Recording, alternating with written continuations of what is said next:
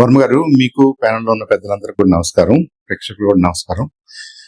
ఇక్కడ మనం తమిళనాడు వరకు మాట్లాడుకుంటే డెఫినెట్ గా ద్రవిడ రాజకీయాలు అని ఏదైతే ఇన్నాళ్ళు నడుపుకుంటూ వచ్చారో అవి కూడా క్వశ్చన్ మార్క్ అయింది. నెంబర్ 1, ద్రవిడ పార్టీలు అంటూనే ద్రవిడం అంటూనే రెండు పార్టీలు కూడా ఏఐడిఎంకే కానివ్వండి, డిఎంకే కానివ్వండి, ఎప్పుడు కూడా నేషనల్ పార్టీస్ తో పొత్తు పెట్టుకుని ఒకసారి మీరు ఒకసారి మేము అనుకుంటా కొట్టుకున్నట్టుగాను ఉంది. కానీ నేషనల్ పార్టీస్ తో అలయన్స్ లోనూ ఉంటున్నాయి. కాబట్టి వాళ్ళు నిజంగా ద్రవిడవాదానికి కట్టుబడి ఉన్నారా, జాతీయవాదంలో భాగస్వాములుగా ఉన్నారా, జాతీయవాదానికి మళ్ళీ రెండు భాగాలు ఉన్నాయా, కాంగ్రెస్ వాదం వేరు బీజేపీ వాదం వేరా అనేది ప్రశ్నార్థకంగా మారింది over a period of time. ఈ మధ్యలో దళపతి విజయ్ గారు వచ్చినప్పుడు ఆయనవి ఇలా ద్రవిడ మూవ్మెంట్ అని కానీ లేదంటే ఇవన్నీ వదిలేసి బేసిక్ గా ఆయన ఆర్థిక పరమైన అంశాల మీదే బ్యాంక్ అయ్యాడు, యువత మీద బ్యాంక్ అయ్యాడు. ఇంతవరకు అది ఇది కాదు అనుకుంటున్న వాళ్ళకి ఆల్టర్నేటివ్ గా కనపడ్డాడు. డెఫినెట్ గా ఈ has proven that alternative, positive alternative కనపడినప్పుడు దేశంలో ఉన్న ఏ రాష్ట్రమైనా సరే మార్పును కోరుకుంటుంది, మార్పుకు అవకాశం ఇస్తుంది అనేది మనం తమిళనాడు నుంచి నేర్చుకోవాలి. మరి 6 నెలల్లోనే సాధించగలిగాడంటే 6 నెలల క్రితమే బహుశా ప్రజలందరూ కూడా ఒక ఆల్టర్నేటివ్ కోసం వెయిట్ చేస్తున్నారేమో. గతంలో అలాంటి ఆల్టర్నేటివ్ దొరకలేదేమో. ఇప్పుడు ఆల్టర్నేటివ్ ని కరెక్ట్ గా ఆయన ఇన్ టైం ఇవ్వగలిగాడు, ప్రొజెక్ట్ చేయగలిగాడు, కష్టపడ్డాడు, నమ్మించాడు. అతని మీద ఉన్నటువంటి స్టార్డమ్ ఒక్కటే అని నేను అనుకోవట్లేదు. ప్లస్ అతను what ever line he took దాన్ని జనం నమ్మారని కూడా మనం అర్థం చేసుకోవాలి. సో ఇక్కడ మీరు ఇందాక అన్నారు, మనకి ఈ స్టార్డమ్ దీన్ని రాజకీయాల్ని పోల్చాల్సి వస్తుంది. ఎందుకంటే మనం ఆంధ్రాలో ఉన్నాము, ఆంధ్రాలో కూడా స్టార్స్ పదే కంటెస్ట్ చేసి ఉన్నారు. కాబట్టి ఐ థింక్ ఆయా టైమ్స్ ని బట్టి మనం ఆలోచించాలి. కానీ just because you're a star automatic గా అదే పని చేస్తే స్టార్స్ అందరూ కూడా వాళ్ళ సీఎంలు పిఎంలు అయిపోవాలి కదా. అదొక్కటే కాదు, ఆ టైమింగ్ ఉంటది, వాదన ఉంటది, వాళ్ళు తీసుకునే లైన్ ఉంటది, అప్పుడున్న పరిస్థితులు ఉంటాయి, అక్కడ ఉన్నటువంటి రాజకీయ పరిస్థితులు, వీటన్నిటి మధ్య కూడా ఐ థింక్ తమిళనాడు మార్పు కోరుకుంది. తమిళనాడులో ఒక మంచి ఆల్టర్నేటివ్ గా విజయ్ కనపడ్డాడు, విజయ్ నమ్మారు. So I think everything is going positive for him right now. He's almost near the magic number. So hopefully he'll make it. ఏదేమైనా కానీ ఓవరాల్ గా గత కొన్ని నెలలుగా మనం ఎలక్షన్ కమిషన్ ఆఫ్ ఇండియా మీద చేస్తున్న ఆరోపణలు, వస్తున్న ఆరోపణలు, వీటన్నిటిని పక్కన పెట్టేసి భారతదేశం ఎలక్షన్స్ చేయగలదు, భారతదేశం ప్రశాంతంగా ఎలక్షన్స్ చేసుకోగలదు, భారతదేశంలో ఫెయిర్ అండ్ ఫ్రీ ఎలక్షన్స్ జరుగుతాయి అని మనం నమ్మాలి. మనం ప్రూవ్ చేసాం, వరల్డ్ కు చూపించాం. కాబట్టి ముందు మనం కేంద్ర ప్రభుత్వానికి, ఈసీఐకి ధన్యవాదాలు తెలుపుకుంటూ ఈ స్టేట్స్ లో ఎవరు గెలిచినా సరే రాజకీయంగా కరెక్ట్ గా ప్రజలు కోరుకున్నదే జరుగుతుంది అని నమ్ముతున్నాం. కాబట్టి ముందు ఓటర్స్ అందరికీ శుభాకాంక్షలు, గెలిచిన అభ్యర్థులకు శుభాకాంక్షలు. దీంట్లో మనం గోయింగ్ ఫార్వర్డ్ ఏం నేర్చుకోగలమో చూడాలి. ఇప్పుడు ఫైనాన్షియల్ మార్కెట్స్ లో, స్టాక్ మార్కెట్స్ లో ఒక నానుడు ఉంటది వర్మ గారు, past performance is no indication for future performance అంటారు.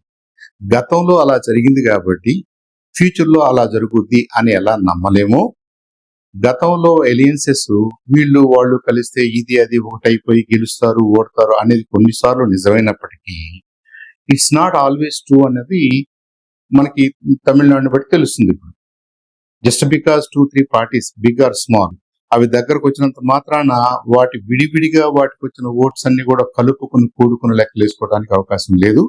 ఐ థింక్ భావజాలం, వాళ్ళు ఏం ప్రామిస్ చేస్తున్నారు, ఏ లైన్ తీసుకుంటున్నారు, ఈజ్ ఇట్ ట్రస్ట్ వర్ది అన్నది మెజారిటీ పీపుల్ కి మనం వివరించి చెప్పగలిగితే, మెజారిటీ పీపుల్ నమ్మితే I think you will get a chance. ఇవాళ విజయ్ కి రాజకీయ అనుభవం లేకపోయినప్పటికీ అతను తీసుకున్న లైన్ తమిళనాడు ప్రజలకు నచ్చింది. తమిళనాడు ప్రజలు మార్పును కోరుకునే దశలో ఉన్నారు కాబట్టి I think it made a difference. ఉండదు, ఐ థింక్ ఎంటైర్ కంట్రీ కూడా this is a positive signal. ఎవరైతే మార్పు కోరుకుంటున్నారో, మార్పు కోసం ప్రయత్నం చేయాలని చేస్తే అలాంటి నాయకులు గుర్తింపు వస్తుంది అనేది ఒక జనసేన అని కాదు. I think it political leadership లో this is definitely a lesson. ఆ రోజున 1982లో ఎన్టీ రామారావు గారి ఎక్స్పెరిమెంట్ ఎలా మనం చూసాము, జనసేన కూడా I think there are definitely good lessons. Lessons for every party, lessons for Janasena also. అయితే డైరెక్ట్ గా 1-to-1 మనం కంపేర్ చేయడానికి అవకాశం లేదు. ఎందుకంటే నేనేమన్నాడు, ఆయా పరిస్థితులు, అక్కడ ఉన్నటువంటి ప్రజలు మార్పును కోరుకుంటున్నారా, ఏ మేరకు కోరుకుంటున్నారు, ఇలాంటి అంశాలు కూడా ప్రభావితం చేసే అవకాశాలు ఉంటాయి. కాబట్టి 1-to-1 మనం చేయడానికి కూడా అవకాశం లేదు. It's not only on stardom, it's not only on individuals popularity. ఈ మల్టీ ఫ్యాక్టర్, ఈ మల్టీ డైమెన్షనల్ గేమ్ లో అన్ని కూడి కూడా రావాలి. ఎన్టీ రామారావు గారికి ఎలా కూడి వచ్చినాయో విజయ్ కూడా అలా కూడి వచ్చినాయి అని అయితే మనం చెప్పుకోవచ్చు. ఇది I agree with one thing అండి. 3 సార్లు ఆమె సీఎం గా పనిచేశారు. న్యాచురల్ గానే ప్రజలు అవకాశాన్ని, మార్పును కోరుకుంటారు.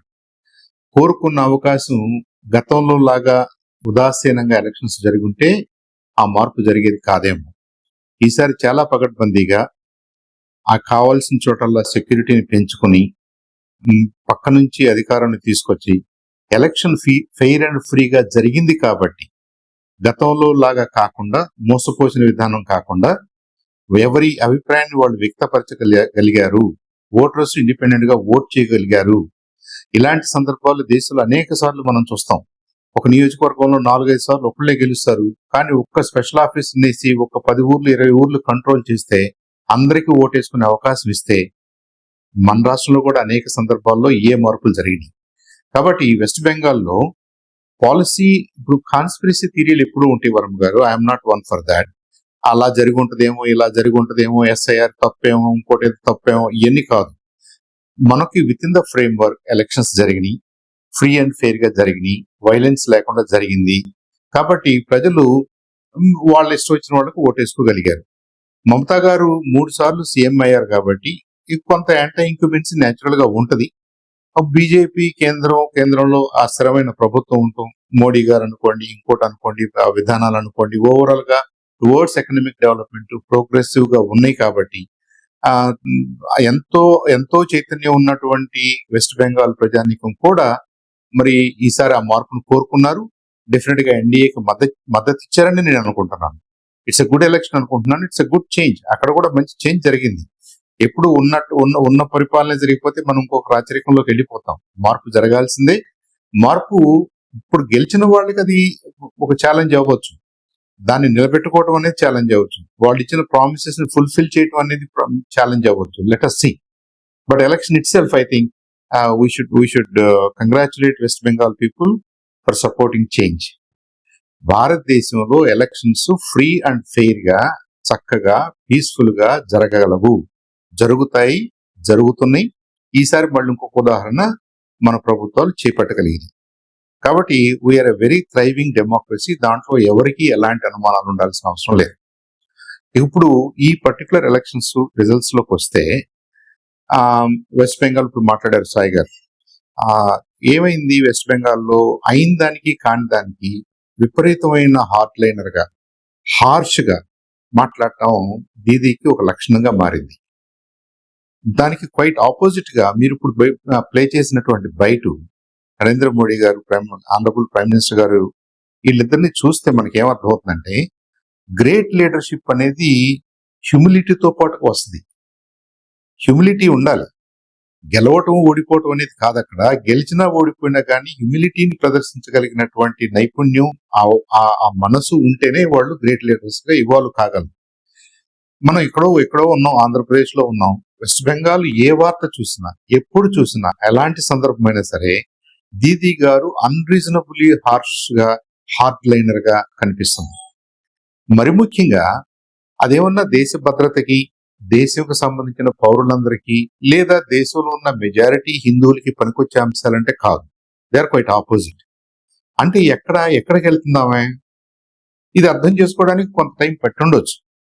అందరికంటే చైతన్యవంతులైన వెస్ట్ బెంగాల్లో వాళ్ళు కూడా సహనం కోల్పోయి వాళ్ళు మార్పు కోరుకున్నారు. కమ్యూనిస్ట్ పార్టీ కాదనుకుని టీఎంసీకి వస్తే, టీఎంసీలో కూడా గత 3 సందర్భాల్లో, 3 టర్మ్స్ లో కూడా ఇవి increasingly she standing against people అనేది మనకు అర్థమవుతుంది. ఇంక్రీజింగ్లీ అగెన్స్ట్ మెజారిటీ సెంటిమెంట్ అని కూడా మనకు కనిపిస్తుంది. ఆ పండుగల విషయంలో కానివ్వండి, లేదంటే ఇమిగ్రెంట్స్ విషయంలో కానివ్వండి, ఎస్ఐఆర్ విషయంలో కానివ్వండి, లేదు ఆమె సుప్రీంకోర్టుకి వెళ్ళి ఏదో పోరాటం చేసేసి సుప్రీంకోర్టులో కూడా పోరాటాలు చేసే అంత నారీ శక్తి నేనే అని చూపించుకోవడం ఇవన్నీ కూడా ఏంటంటే అగ్రెసివ్ గా ఉండటంలో తప్పులేదు, మొండిగా ఉండటంలో తప్పులేదు. కానీ మెజారిటీ పీపుల్ సెంటిమెంట్స్ కి, అభిప్రాయాలకి, ఆలోచనలకి మీరు వ్యతిరేకంగా మాట్లాడుతున్నప్పుడు obviously tide will turn around. ఆమెకి వాళ్ళదే జరిగింది. 3 సార్లు సీఎం అయినంత మాత్రాన యాంటీ ఇంక్యుబెన్సీ అనే కంటే యాంటీ ఇంక్యుబెన్సీకి కూడా ప్రధానమైన కారణాలు వెస్ట్ బెంగాల్లో క్లియర్ గా కనిపిస్తున్నాయి. దానికి ఆల్టర్నేటివ్ బీజేపీ ప్రపోజల్ కూడా క్లియర్ గా కనిపిస్తుంది. బీజేపీ లీడర్షిప్ కూడా ఆ క్లారిటీ ఇవ్వగలుగుతుంది. ఆ పర్సనాలిటీస్ కూడా ఇవాళ వెస్ట్ బెంగాల్ ప్రజలు చూశారు. కాబట్టి అంత గణనీయమైన మార్పు వెస్ట్ బెంగాల్లో రావడానికి నా ఉద్దేశం మమతా బెనర్జీ గారు, టీఎంసీ లీడర్షిప్, వాళ్ళ దూకుడు, ద్వంద్వ వైఖరి విధానాలు అని నేను అనుకుంటున్నాను. I think it's fully justified. West Bengal ప్రజల ఆకాంక్షలు నెరవేరినట్టుగానే మనం చూడాలి. అలాగే తమిళనాడు డెఫినెట్ గా is an eye opener for all of us. ఎందుకు ఐ ఓపెనర్ అంటే మొదటి నుంచి కూడా ద్రవిడ మూవ్మెంట్ అను మాట్లాడుతూ, మేము ద్రవిడలము, ద్రవిడ రాజకీయాలు అని మాట్లాడుతూ డిఎంకే కానివ్వండి, ఏఐడిఎంకే కానివ్వండి, నేషనల్ పార్టీస్ అండదండలతోటి ఒకసారి మీరు ఒకసారి మేము అన్నట్టుగా చేసుకుంటూ వచ్చినాయి. ఇన్ ద ప్రాసెస్ నేషనల్ పార్టీసే దెబ్బతిన్నాయి అక్కడ. ఇప్పుడు ఈ అవకాశాన్ని విజయ్ గారు అందిపుచ్చుకున్నారని మనం అనుకోవాలి. ఇక్కడ డిఎంకే ఒక రకంగా మెజారిటీ పాపులేషన్ సెంటిమెంట్స్ దెబ్బకొడుతుంది. రాబోతున్న నెక్స్ట్ లీడర్ డిఎంకే నుంచి అనుకున్నటువంటి స్టాలిన్ గారి అబ్బాయి హిందూ ధర్మాన్ని వైరస్ తో పోల్చాడు. కాబట్టి ఎంత ద్రవిడియన్స్ అనుకున్నా, ఎంత ఏమనుకున్నా గానీ భారతదేశం నలుమూలలో ఉన్న ప్రజానీకంలో ఎక్కడో ఒక చోట ఆ హిందూ భావన అనేది ఉండకపోదు కదా. వాళ్ళందరూ కూడా ఐ థింక్ ఈ 5 సంవత్సరాల్లో వాడినటువంటి పరుష పదజాలం కరుణానిధి గారి టైంలో కానివ్వండి, అంతకు ముందు కానివ్వండి, ఎవరు వాడలేదు. వాళ్ళు వాడారు. ఎలా వాడారు? అప్పర్ క్యాస్ట్లు, లోవర్ క్యాస్ట్లు, ఈ ఒకళ్ళనొకళ్ళు అణుచుకోవటం, ఈ అణగారిన వర్గాలను పైకి తీసుకురావటం, ఇలాంటి మాటలు మాట్లాడారా గానీ మీరు అవుట్ రైట్ గా హిందూ ధర్మాన్ని గురించి మాట్లాడటం, టెంపుల్స్ గురించి మాట్లాడటం, దీన్ని వైరస్ తో పోల్చడం ఎవరు చేయలేదు, టు మై నాలెడ్జ్. కాబట్టి అక్కడ కూడా I think change was inevitable. ఈ చేంజ్ ని ఎవరు అందిపుచ్చుకున్నారన్నప్పుడు ఏఐడిఎంకేకి డిఎంకే కాదు అనుకున్నప్పుడు ఐ థింక్ టీవీకే ఒక మంచి ఆల్టర్నేటివ్ గా కనపడింది. ఆయన తమిళ ఎజెండాతో రావచ్చేమో కానీ డిఎంకే, ఏఐడిఎంకే లాంటి ద్రవిడియన్ హార్డ్ లైనర్ గా ఆయన కనపడలేదు. యాంటీ నేషనలిస్ట్ గా ఏమీ కనపడలేదు. ఆయన ఎక్కడ కూడా కాంట్రవర్సీస్ లేకుండా తనంతట తను ఈ మార్పు కోరుకుంటున్న వాళ్ళకి మాత్రం ఒక లీడర్షిప్ ని ఇవ్వగలను అనే కాన్ఫిడెన్స్ ఇవ్వగలిగాడు. I think it's a notable win. Vijay గారి ఎలక్షన్ డెఫినెట్ గా మనందరం కూడా అర్థం చేసుకుని స్టడీ చేయాల్సినటువంటి ఒక కేస్ స్టడీగా మనం తీసుకోవడానికి అవకాశం ఉంది. ఇక కేరళ అన్నారు, ఎల్డిఎఫ్ కాదంటే యూడిఎఫ్. ఎల్డిఎఫ్ 2 times అయిపోయింది. వాళ్ళకున్న ప్రాబ్లమ్స్ వాళ్ళకుని, కరప్షన్ ఛార్జెస్ ఎల్డిఎఫ్ ను కూడా తాకిని, సీఎం గారి కుటుంబాన్ని తాకిని. కాబట్టి కేరళలో ఉన్న ఓటర్స్ కూడా చాలా చైతన్యవంతులు. యూడిఎఫ్ కి అవకాశం ఇవ్వాలనుకున్నారు, ఇచ్చారు. That's also fine, expected. Assam is also expected. అస్సాంలో కూడా మంచిగానే జరుగుతుంది కాబట్టి 2 times అయిపోయినప్పటికీ 3rd time కూడా హ్యాట్రిక్ సాధించగలిగింది బీజేపీ, ఎన్డీఏ కూటమి. Puducherry as expected. సో మనం కొద్దిగా అటు ఇటుగా ఆలోచిస్తున్నారేమో అనుకున్న వాళ్ళకి west Bengal is a shocker, Tamil Nadu is a shocker. తమిళనాడులో మార్పు కోరుకుంటున్నారని తెలుసు కానీ టీవీకి ఇంతగా ఎలైన్ అవుతారా, టీవీకి ఇంతగా నమ్ముతారా, విజయ్కి ఇంత అవకాశం ఇస్తారా అనేది చాలా మందికి సర్ప్రైజింగే. But it's a good thing. ఇదే కదా, that's the strength of democracy. మనం ప్రజల అభిప్రాయాల్ని గౌరవించుకుంటూ ఎవరు ఎలాంటి వర్డిక్ట్ ఇస్తారో ఆ వర్డిక్ట్ ని ఎందుకు ఇచ్చారో అర్థం చేసుకుని నెక్స్ట్ టైం అలాంటి కరెక్షన్స్ చేసుకోవాలి, తప్పదు. అన్ని పార్టీలు చేసుకోవాలి, including NDA partners, including other parties. కాబట్టి నాకు ఎలా అర్థమవుతుందంటే ఇవాళ బీజేపీ కంట్రీ వైడ్ గా ఒక పాజిటివ్ వేవ్ లో ఎలక్షన్స్ చేసుకోగలగటానికి, గెలవటానికి, లేదా వాళ్ళు గెలవలేకపోయినా కేరళ లాంటి ప్లేసెస్ లో ఆనరబుల్ గా ఎలక్షన్స్ లో పార్టిసిపేట్ చేసి లీడర్షిప్ విత్ హ్యూమిలిటీ ప్రదర్శిస్తూ నేషన్ ని కాపాడగలిగిన శక్తిగా పెరిగింది. కాబట్టి జాతీయత, మనము అనే భావాన్ని, ఆ భావానికి ఒక రెస్పెక్ట్ ని గ్లోబల్లీ తీసుకురాగలిగింది కాబట్టి డెఫినెట్లీ బీజేపీ లెడ్ ఎన్డీఏని ప్రజలు గౌరవిస్తున్నారు, ఆదరిస్తున్నారు. I think that's a good sign అని నేను అనుకుంటాను. ఐ థింక్ వసుధాన్ గారు ఈ ఎలక్షన్స్ అన్ని కూడా మరొకసారి మన ప్రజానీకం ఫెయిర్ అండ్ ఫ్రీ ఎలక్షన్స్ లో పార్టిసిపేట్ చేసే అవకాశం వచ్చింది. మార్పు అవసరమైన చోట మార్పు తీసుకురాగలిగారు.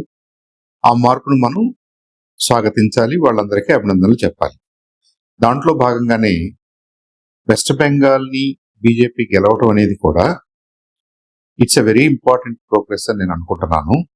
ఎందుకంటే 3 సార్లు అయిపోయింది, అంతకుముందు కమ్యూనిస్టు పార్టీలు పరిపాలన చేసినాయి. కాబట్టి అలాంటి ధోరణిలో నుంచి భారతీయ జనతా పార్టీ చేతుల్లోకి వస్తే వెస్ట్ బెంగాల్ ప్రగతి పదంలో నడుస్తుంది అనేది వ్యక్తిగతంగా నేను నమ్ముతాను.